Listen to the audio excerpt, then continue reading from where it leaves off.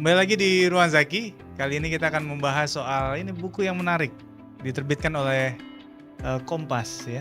Preferensi politik pemilih Muslim Indonesia kontemporer. Hadir bersama gua Mas Wasis, peneliti BRIN yang kebetulan kita satu alma mater di UGM. Apa kabar Mas? Kabar baik Bro Zaki. Gimana kabar Bro? Alhamdulillah baik. Ini dari Australia berapa lama kemarin selesai S2 tuh? Dari Australia selesai S2 2 tahun kurang lebih. 2 tahun ya? Di mana bro? Di ANU, di Australia National University. Wah ngeri ya. Ya. Nama ini bajunya juga. Wah, Ini baju seminar ini. baju seminar. Tapi ngeri nih kan dari UGM, NUS ya, NU ya, NU. Ini luar biasa. Dulu ada Prof siapa di HI ya, yang NU itu ya. Iya, Ya. Eric Yaritz. Iya Eric Harris ya, itu juga NU tuh kan. Iya. Dan cukup banyak ya dosen ilmu politik yang di sana juga ya. Ya, dulu yang memprovokasi ya dalam tanda kutip itu namanya Mas Bayu Dardias. Dulu kan juga alumni ANU kan. Jadi dari situlah aku tuh kenal ANU. Oh, ANU gini. Iya. Meskipun saya itu masih ngawang-ngawang ya. Iya. Karena sadar diri kan saat itu bahasa Indonesia kan belum oke gitu. Iya. Gitu bro. Ya, dan setelah dari UGM kan memulai karir sebagai peneliti di LIPI ya bro. Ya. Nah itu sekarang sudah berubah jadi BRIN ya. Itu gimana ceritanya? Ini mulai dari lepas kuliah atau dari? Iya lepas dari S1 tuh di Lepas dari S1 sebenarnya masih linglung sebenarnya. Linglung ya. Linglung. Kita sempat WA-WAan ya. Galau gitu. Iya. Ini mau kemana setelah dari kampus ini kalau dibandingkan teman-teman 2008 yang keren-keren kayak yang Mas Zaki ini atau yang lain seperti Isdama atau Lutfi atau Bima atau misalnya Wildan atau banyak yang atau Umar di sini. Iya. Itu namanya sudah moncer di gelanggang atau keluar gelanggang sudah moncer lah. Kalau aku kan dulu kan mahasiswa kupu-kupu. Pulang kuliah ya ke warung burjo. Bukan ke gelanggang. tapi dari situ sudah sadar diri itu mau kemana. Tapi kan untungnya ketika kuliah kan sudah berusaha untuk mengembangkan soft skill ya. Soft skill gitu loh ya. Yang sering didengungkan oleh para kakak kelas kita dulu ketika MOS. Jadi ospek, sorry. Nulis. Oke, nulis ya. Ternyata bukan ilmu yang didapat S1 tapi nulisnya yang kan justru menjadi modal untuk kerja malah. Karena dulu sebenarnya enggak kepikiran jadi seorang peneliti bro sebenarnya. Malah jadi seorang jurnalis malah. Karena memang dulu hobiku kan sebenarnya pengen bisa kemana-mana ya, kemana-mana keluar dari Jogja lah kan. Kalau aku kan dulu kan anak Jogja banget kan, lahir besar tinggal di Jogja dibandingkan dengan Mas Zaki ini yang udah kemana-mana gitu. Kalau kau kan dulu kan masih Jogja banget ya. Jadi emang dulu pengen sekali bisa keluar sambil kerja. Dan saat itu yang menjadi lowongan pertama pekerjaan yang datang pertama kali LIPI saat itu tahun 2013. Jadi setelah selesai kuliah ya nunggu setahun sambil les bahasa Inggris lah, les bahasa Inggris. Itu cuma untuk mengisi waktu luang. Itu jadi mendaftar CPNS LIPI 2013 dan ya alhamdulillah masuk per 1 Januari 2014 menjadi CPNS LIPI saat itu. Jadi memang yang paling utama itu ternyata adalah kemampuan soft skill kita ya sebenarnya. Kalau kita lihat, kalau kita kuliah satu ya, kalau dirimu kan organisasi, kalau kan nulis. Jadi kan memang ternyata dua modal ini yang lebih kepake gitu loh di dunia kerja daripada ijazah malahan. Karena aku ingat benar ketika dulu wawancara yang pertama kali ditanya tulisanmu mana gitu. jadi itu kerasa banget ternyata. Jadi ya bersyukur sekali ketika dulu S1 tuh nggak cuman sekedar mampir ke warung burjo tangkringan, tapi juga nulis-nulis meskipun acak-acak ternyata masih berguna untuk dunia kerja di dunia riset tentunya di LIPI itu saat itu.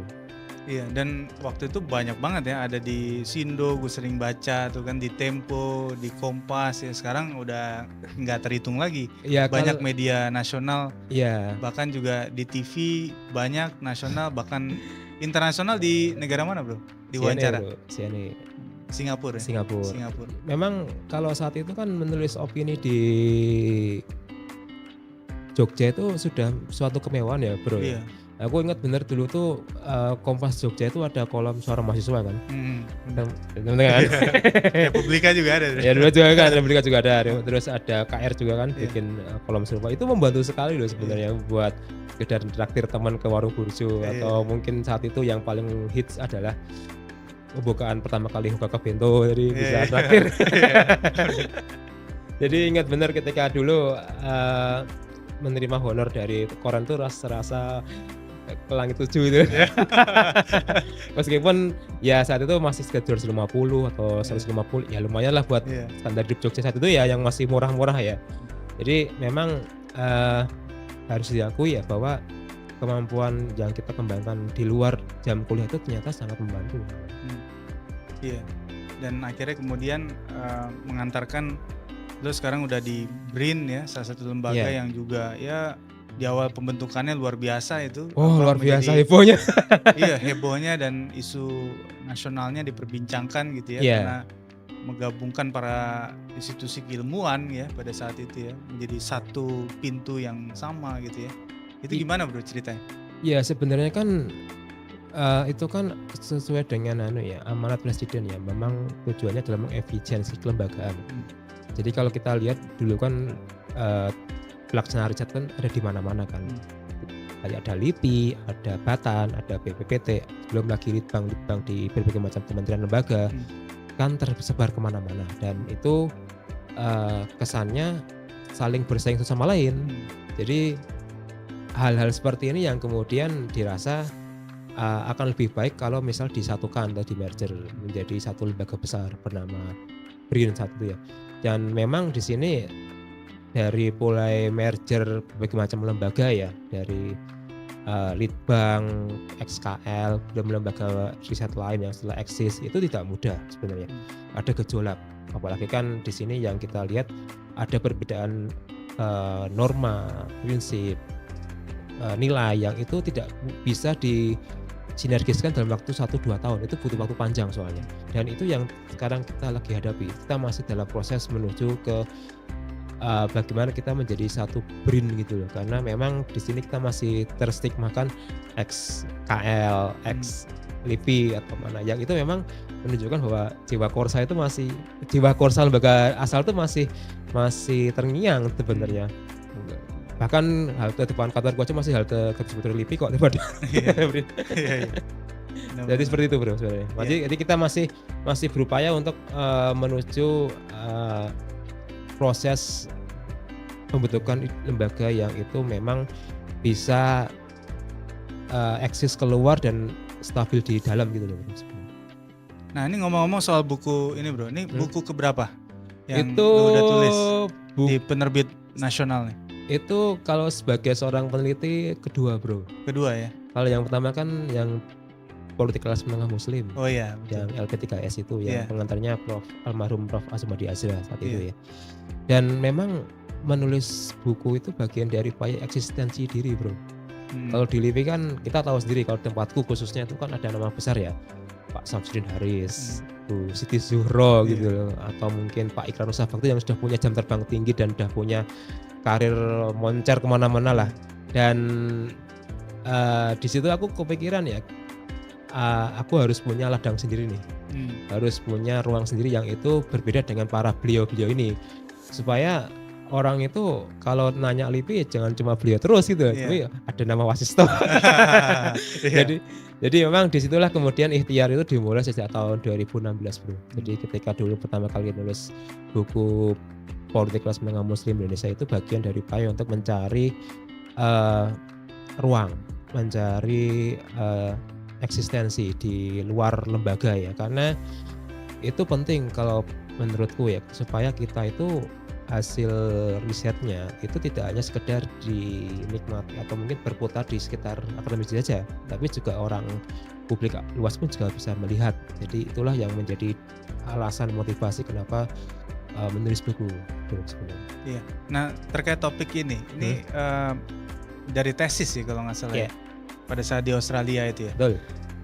Apa kemudian konteksnya dengan pemilu, pileg, pilkada di Indonesia sebenarnya? Sebenarnya kalau kita lihat segmen pemilih terbesar kita kan pemilih Muslim ya, kalau secara administratif ya. Artinya memang segmen pemilih ini yang memegang kunci kira-kira hasil pemilih itu akan mengarah kemana hasilnya. Siapa yang menang, siapa yang kalah, kita akan kelihatan. Dan kita harus lihat bahwa faktor lain misalnya sekarang ini menggejala Islamisasi di ruang publik. Kalau kita lihat kan di mana-mana orang-orang kemudian ada fenomena hijrah. Iya. Ada fenomena pengajian di mall misalnya, atau mungkin gerakan-gerakan kesalahan sosial serupa di ruang publik. Jadi memang sekarang kita perlu melihat bahwa gejala kesalahan sosial itu menjadi tren ya. Tren untuk memperlihatkan bahwa ternyata Islamisasi itu cukup kental di ruang publik, dan aku kemudian kepikiran apakah yang sedemikian itu juga terekspresikan di ruang politik. Karena ini kan lebih pada orang privat ya, ruang ekspresi privat untuk menunjukkan bahwa kita itu seorang agamis, kita seorang yang taat, soleh. Tapi apakah itu bisa relevan dikaitkan dengan dunia politik? Dan pertanyaan itu yang kemudian aku bawa ke tesis ini ya. Kira-kira ada nggak sinergisitas atau linearitas ekspresi yang sama di dunia politik? Dan saat nulis tesis ini sebenarnya sebagai sebuah disclaimer ya, ini kan sebenarnya data survei yang itu memang dimiliki oleh supervisorku sendiri kan, Profesor Edward Aspinall yang itu memang ahli Indonesia, dan memang beliau punya banyak data soal Indonesia termasuk juga tentang pemilih. Dan ketika beliau mengamanai menjalankan dataset ini, ya udah aku jalankan dengan konteks Indonesia seperti apa. Dan kita bisa melihat bahwa ternyata ekspresi keislaman, ekspresi religiusitas itu berpengaruh ke dalam politik Indonesia ya. Terutama kan karena kita tidak punya lagi yang namanya perdebatan ideologi. Sekarang siapa sih yang mau klaim orang kiri itu? Iya. Atau orang kanan? Orang kan nggak ada seperti itu kan sekarang. Yang ada sekarang adalah orang agamis dan juga nasionalis kan. Ya, nasionalis tahu sendiri kan ya. Kalau agamis kan kita tahu sendiri. Jadi dua warna itu yang dominan sebenarnya di konteks Indonesia sekarang, dan itu yang mau aku baca. Kalau studi-studi tentang pemilih nasionalis kan udah banyak. Muslim gimana? Apakah itu serupa? Karena yang menarik gini, kalau di konteks Indonesia itu kan suara pemilih nasionalis selalu berkorelasi positif dengan elektabilitas partai nasionalis ya. PDIP, Gerindra, atau mungkin partai lain yang punya basis nasionalis. Kalau partai Islam itu kan jarang ya, maksudnya selama ini kan kita belum lihat ada partai Islam yang menang pemilu kan, sejak tahun 99 ya. Artinya ini ada apa sebenarnya? Kok ada semacam diskontinuitas antara pemilih dengan partai gitu loh. Mengaku Islam tapi kok nggak milih partai Islam? Kalau apakah ini karena memang ada pengaruh bahwa ada demarkasi yang perlu kita jaga atau apa? Jadi berbagai macam latar belakang ini yang membuatku itu tertarik untuk mengkaji ini bro. Iya. Jadi dalam tingkat nasional itu memang sulit partai Islam juara, tapi dalam konteks elektoral di lokal itu justru malah, contoh DKI Jakarta kemarin rilisnya PKS menang gitu ya. Yang dianggap sebagai ibu kota yang cukup majemuk gitu ya. New Yorknya lah. Yang menang partai Islam gitu ya, PKS. Atau misalnya di Depok gitu ya. Wah, itu sarangnya tuh. Mau partai nasional terakhir tuh Pilkada Depok tahun sebelumnya. Itu Gerindra PDIP koalisi pun tetap kalah sama PKS itu kan. Kita nggak tahu nanti 2024 ini di November itu apalagi yang mau dilakukan gitu ya. Apakah dengan anak presiden turun itu akan merubah konstelasi PKS di Depok? Itu juga menarik gitu ya. Artinya dia untuk di level lokal oke lah, partai Islam nih menunjukkan tajinya, tapi dalam level nasional itu belum, sampai dengan pemilu sekarang aja itu belum terbukti gitu ya. Bisa menjadi pemenang. Nah itu yang menjadi gap ya, menjadi gap buat para periset politik ya. Mengapa kemudian pemilih muslim itu terlokalisir hanya di tingkat lokal gitu loh. Iya. Tapi dibawa ke level nasional itu agak menurun gitu loh. Iya. Itu ada apa sebenarnya? Apakah ini memang secara by design atau by accident, kita kan nggak tahu ya. Tapi yang jelas ini menciptakan suatu ketertarikan akhirnya untuk melihat ekspresi pemilih muslim itu sebenarnya seperti apa sih sebenarnya? Apakah memang mereka benar-benar saleh semua atau memang ada sebagian mereka yang hanya mengaku muslim tapi partnya beda? Itu kan ya itu pilihan lain ya. Itulah yang kutemukan di buku ini sebenarnya. Ya, karena apa juga ada pengaruh misalnya partai nasionalis yang juga mengkombinasikan religiusnya itu, jadi nasionalis religius. Ya. Itu akhirnya mengambil ceruk partai-partai religius itu kan. Ya memang sekarang ini yang kita lihat itu partai-partai di Indonesia kan tidak ada semacam pendulum yang jelas ya. Iya. Maksudnya di sini semua itu mengarah ke tengah semua. Baik itu partai Islam maupun nasionalis. Jadi tidak ada yang mengklaim sebagai partai yang murni nasionalis atau religius. Dan memang karena sifatnya tengah ini, maka tendensi yang muncul kemudian adalah dia berusaha tax all kan, untuk mengambil semua ceruk pemilih untuk menjadi segmen konstituennya. Entah itu pemilih nasionalis diembat religius atau yang sebaliknya. Jadi memang di sini yang kita lihat semua partai akhirnya berebut untuk merebut suara semua pemilih, termasuk pemilih muslim ini ya. Yang kita tahu sebenarnya kalau pemilih muslim juga sangat majemuk di dalamnya ya. Ada yang memang dia mengedepankan nilai-nilai agama, ada yang memang sekedar dia setengah-setengah, atau sekedar dia hanya sekedar KTP aja gitu. Jadi ada 3 ekspresi yang lain yang perlu kita telisik, bahwa pemilih muslim itu tidak semuanya religius loh. Ada pemilih muslim yang memang itu ekspresinya beragam sebenarnya. Nah itu soal ini ada satu chapter misalnya soal hijab. Yeah. Ini dibahas di buku ini ya. Yeah. Itu apa yang kemudian punya relasi dengan politik kita? Kalau kita lihat kan sebenarnya hijab ini adalah simbol penerimaan sosial bro ya. Kalau kita lihat di mana-mana kan entah itu yang muda maupun yang sudah senior pun memakai hijab semua kan. Dan memang di sini ada berbagai macam ekspresi penilaian ya, yang kemudian membuat kenapa hijab ini menjadi semacam simbol politik ya. Pertama, kalau berdasarkan studi yang aku lakukan, itu menunjukkan adanya kedewasaan. Karena memang di sini ekspresi itu muncul buat pemilih ketika dia melihat seorang perempuan berhijab. Jadi melihat bahwa oh ini perempuan sudah karena sudah tobat mungkin, sehingga dia mengenakan hijab. Jadi sudah dewasa, katakanlah demikian. Yang kedua ada ekspresi keibuan. Karena memang entah ini karena referensinya ibu pengajian atau apa, tapi itu efektif untuk mempengaruhi pertimbangan memilih ya. Jadi ada kedewasaan, keibuan, dan juga yang terakhir adalah religiositas.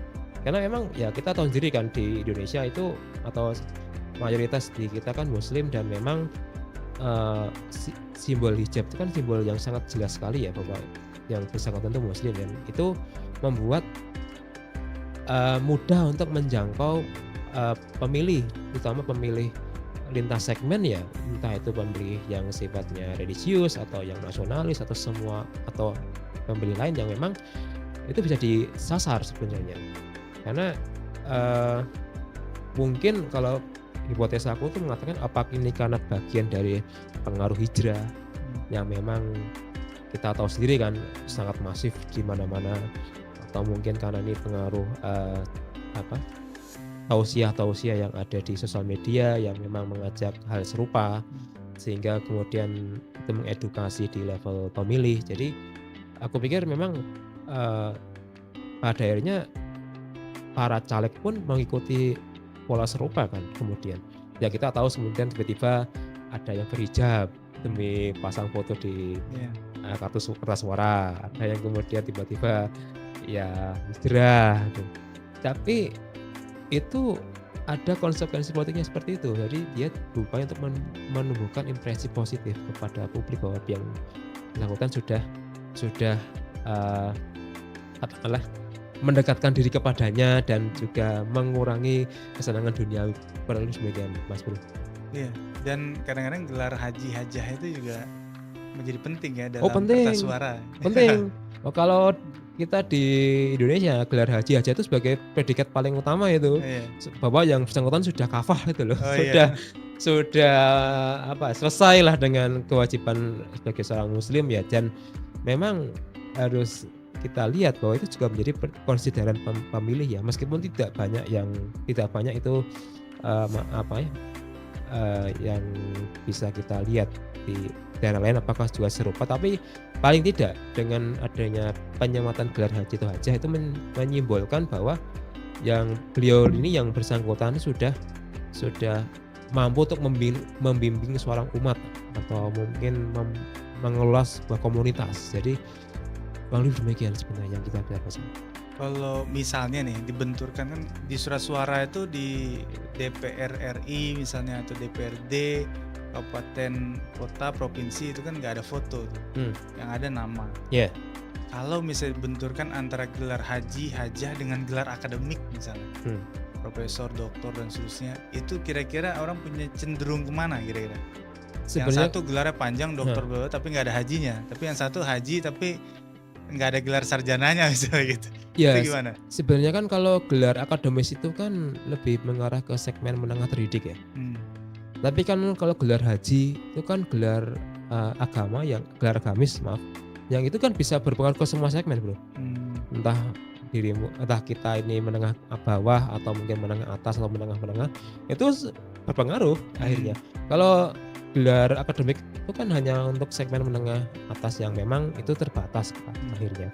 Tapi kalau gelar haji, gelar hajah itu kan bisa berpengaruh ke semua golongan. Yang itu memang menimbulkan penilaian tersendiri bagi publik ya kemudian karena yang bersangkutan mungkin sudah dinilai untuk bisa membuat orang lain lebih baik dengan gelar itu misalnya. Jadi kurang lebih demikian yang bisa kita baca. Kemarin ada informasi bahwa ada salah satu caleg entah di Jakarta atau di mana dia mengumrohkan ribuan orang. Iya. Saya nggak tahu tuh kalau Wasis punya bocoran di siapa orangnya itu. Oh aku tahu itu. Itu nggak kebayang katanya ini berapa dana yang digelontorkan gitu. Itu jauh lebih daripada serangan Fajar mungkin yang orang tahu ya sekedar ngasih amplop segala macam. Ini apa ya? Ini rasional nggak ya di tengah situasi ekonomi yang begini, kemudian sistem politik yang ingin baik ke depan gitu ya? Dan boleh tahu nggak itu dari mana, dari partai mana kira-kira? Ya kalau di sini kan yang perlu kita tekankan adalah sisi ibadahnya bro. Iya. Karena secara spiritual kan itu bisa berdampak beberapa kali lipat kan. Iya. Dan ketika itu dikonversi ke dalam suatu peluang politik, bisa jadi itu menjadi semacam dorongan spiritual ya bahwa yang bersangkutan ini sudah mendapatkan restu alam lah, restu alam atau mungkin restu dari yang diumrohkan sehingga bisa naik ke pusat atau daerah yang dia tuju kan. Jadi memang kita tidak melihat sisi untung rugi di sini ya, tapi lebih melihat ini adalah investasi jangka panjang sebenarnya. Bahwa yang kita lihat atau mungkin mindset yang kita lihat sekarang ini adalah mengapa orang kemudian menggunakan pendekatan spiritualitas untuk bisa mengejar karir kan? Karena itu adalah salah satu mungkin shortcut jalan pintas untuk bisa memotong kesuksesan, kurang lebih demikian. Karena kalau kita lihat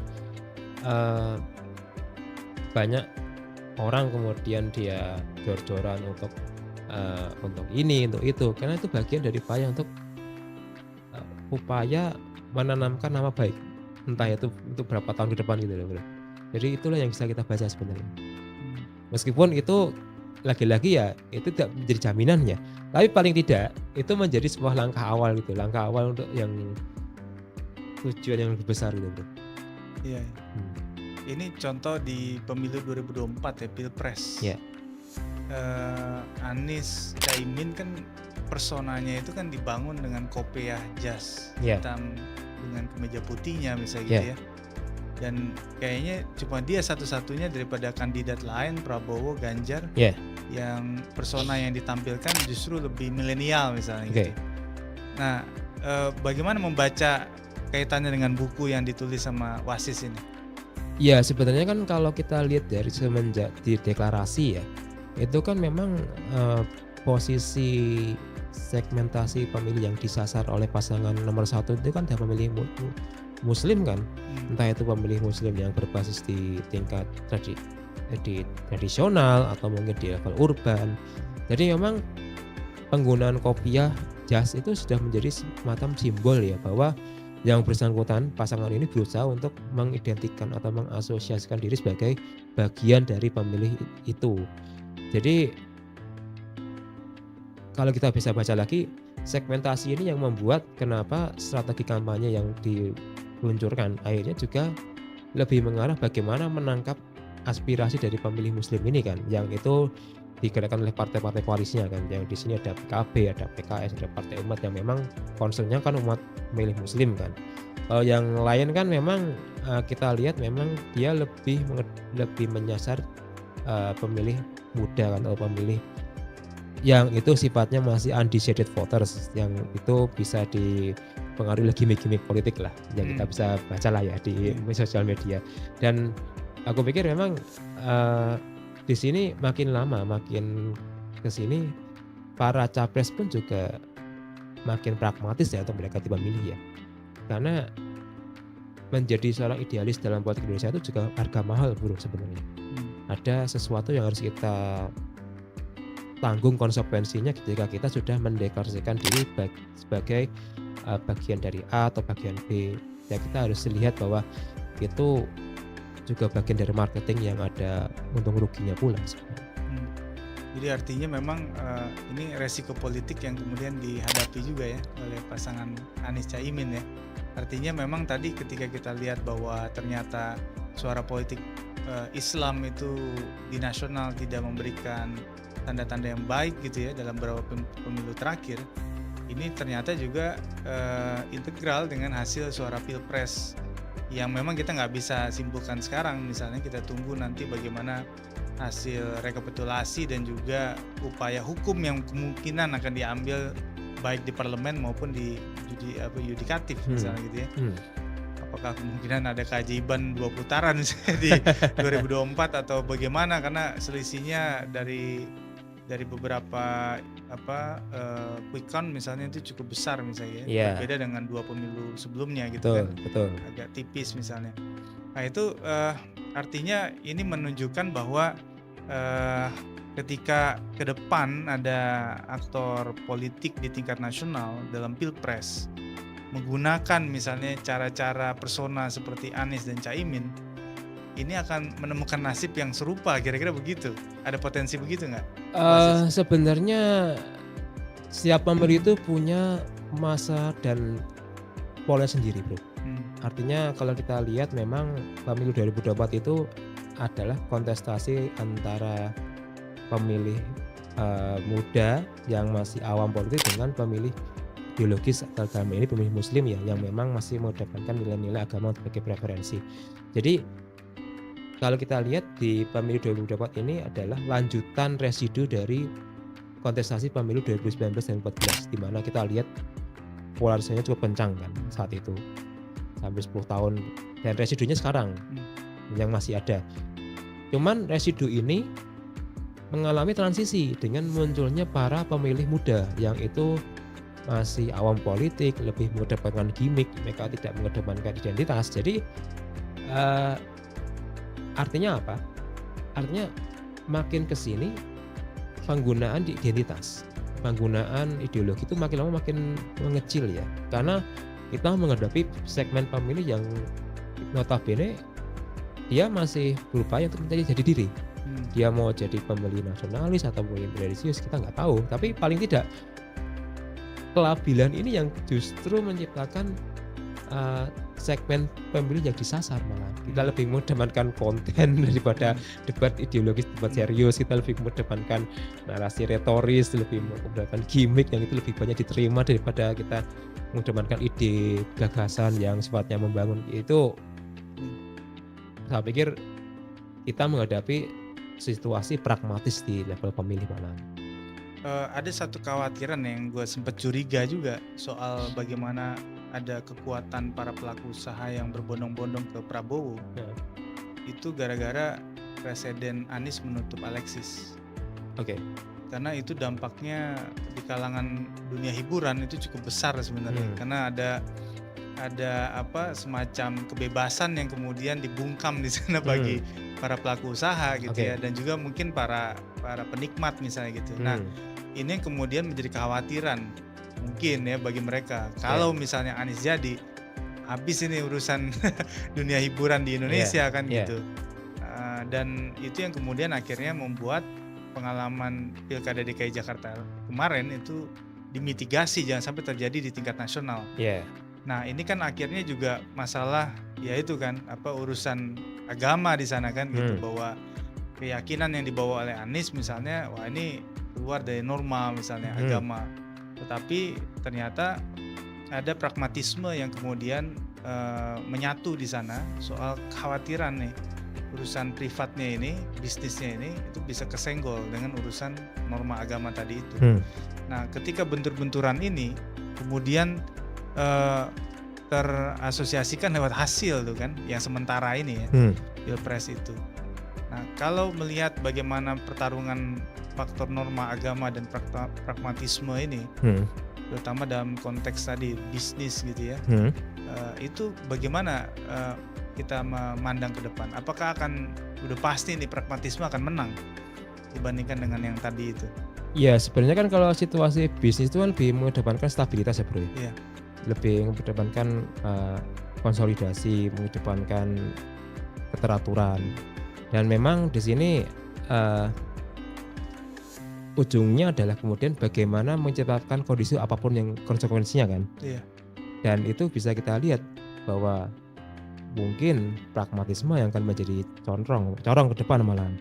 Karena segala upaya kan dilakukan demi menjaga stabilitas itu supaya bisnis bisa jalan, supaya investasi bisa masuk. Karena saya pikir di negara manapun ya, pebisnis itu tidak terlalu mengkhawatirkan kondisi demokrasi di negara tempat ya. Yang penting negara itu stabil, regulasinya jalan, pro pada pengusaha. Artinya di sini mereka tidak mengedepankan ideologi, tapi lebih mengedepankan situasi yang itu memang nyaman buat berinvestasi dan berusaha. Dan inilah yang kita bisa baca ke depan ya, bahwa kalau kita kaitkan lagi dengan konteks sekarang, bahwa ke depan itu ya makin lama makin pragmatis, kemudian bagaimana menciptakan situasi stabil ini akan terus terjaga, Man. Ya, jadi ya ini menarik ya memperdebatkan soal tadi itu kan, karena partai kita juga berlandaskan pada tadi kan, agamis dengan nasionalis gitu ya, dan itu terjawantahkan dalam behaviornya publik kan. Ternyata terpolarisasi, bukan lagi seperti Pilkada Jakarta, tapi soal pragmatisme bisnis dengan itu nilai-nilai yang baik yang ingin dibawa gitu ya, lalu kemudian seolah-olah ini dikalahkan gitu ya, nilai-nilai yang dibawa. Dan apalagi bro yang ada di dalam buku ini yang kemudian bisa dikaitkan dengan perkembangan politik nasional sekarang? Mungkin yang paling utama adalah bagaimana kemudian selain tadi lebih mengedepankan nilai-nilai agama sebagai pertimbangan politik, juga melihat bagaimana agenda politik ke depan seperti apa.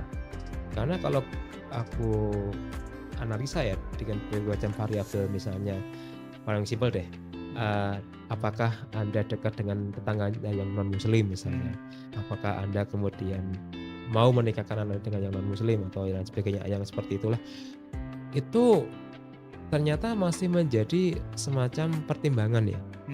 Artinya di sini kita perlu melihat bahwa tidak semuanya pemilih muslim itu kolot, ada juga yang terbuka malah.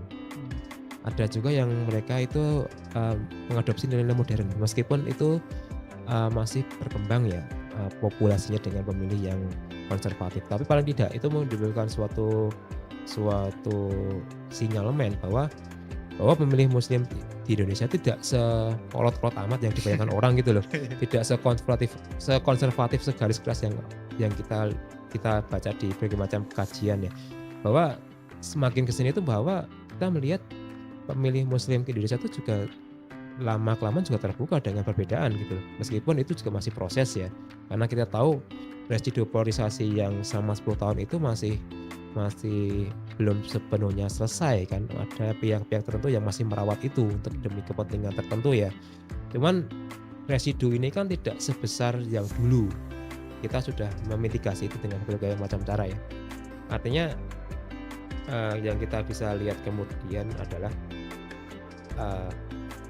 apakah residu pemilih yang terjadi di dua pemilu sebelumnya dan juga sekarang yang masih transisi ini akan sepenuhnya hilang di 2029.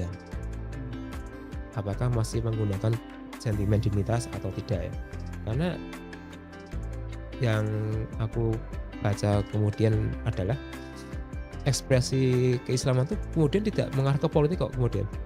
Dia hanya berputar di ruang publik tapi tidak mengarah ke agenda yang lebih besar yang atau merubah sistem negara atau mungkin merubah hal yang sifatnya fundamental ya. Tapi yang gue lihat justru dia lebih berputar ke ruang-ruang publik yang itu sebenarnya lebih pada ekspresi sosiologis malah. Kalau itu endingnya malah meskipun itu juga bisa dipantik ke ekspresi politik di momen tertentu. Itu ada potensi kesana tapi tergantung isunya seperti apa Mas Bro. Terakhir nih bro, soal kadang-kadang basis pesantren menjadi lumbung suara di setiap proses politik gitu ya. Nah apakah dengan kondisi hari ini yang pragmatisme dianggap memenangkan kontestasi politik ya, apakah pesantren itu akan menjadi lumbung suara yang menjaga faktor ideologisnya tadi itu ya, faktor agama tetap dibawa dalam basis suara pesantren? Iya sebenarnya kan kalau basis pesantren itu kan masih akan tetap menjadi yang terbesar bro ya. Kalau kita lihat kan di Indonesia pemilih di Jawa Timur kan yang paling besar se-Indonesia kan. Artinya memang di sini kita bisa berkorelasikan bahwa pesantren akan memegang kunci kan ke depan. Cuman yang kita lihat begini ya, kalau kita kaitkan dengan politik, lagi-lagi kan kalau ekspresi politik pesantren kan tergantung dia itu apakah memang ikut kata yang ikut kata patronnya atau ulama di sini atau dia bisa bebas itu loh. Karena di sini kita bisa melihat bahwa kultur pesantren lebih solid malah. Dia bisa satu suara dalam satu pesantren malah. Artinya memang kita bisa melihat lumbung suara pesantren tidak akan bisa goyah gitu loh. Asalkan memang di sini kita bisa mengadakan silaturahmi intensif dengan para kiai-kiai di tingkat daerah ya, yang memang beliau-beliau ini yang menjadi semacam broker kan dalam kajian politik luar negeri ya. Broker yang memang dia memegang kunci untuk bisa masuk ke pemilih berbasis nasionalisme. Menarik deh. Jadi ini buku ini jadi bikin kita penasaran karena ya tadi ya bicara yang lebih deep gitu, lebih dalam dan kontekstual dengan hari ini. Bahkan ada banyak tadi potret dari Bro soal bagaimana politik Islam ke depan ini ya, terutama menyambut 2029 yang sekarang saja udah jadi obrolan sampai Dewan HAM PBB kan soal politik nasional kita ini kan. Tapi akhirnya sekarang netizen nyerang Dewan HAM PBB katanya. Israelnya nggak lo urus ya, lo ngurus-ngurus pemilu di Indonesia kan kira-kira gitu. Tapi ya ini wajib kita untuk baca ya buku ini karena tentu saja ini lekat betul dengan populasi kita yang cukup besar ya soal pemilih Islam yang juga kemudian di situ berbarengan dengan eksistensi dari partai politik Islam di Indonesia. Gimana nasibnya ke depan? Makasih banyak bro. Makasih banyak Mas Bro. Kita tunggu nih gagasan-gagasan bernasnya ke depan. Siap, mohon doanya. Iya. Mohon doanya. Siap. Sampai ketemu lagi di Ruang Zaki berikutnya.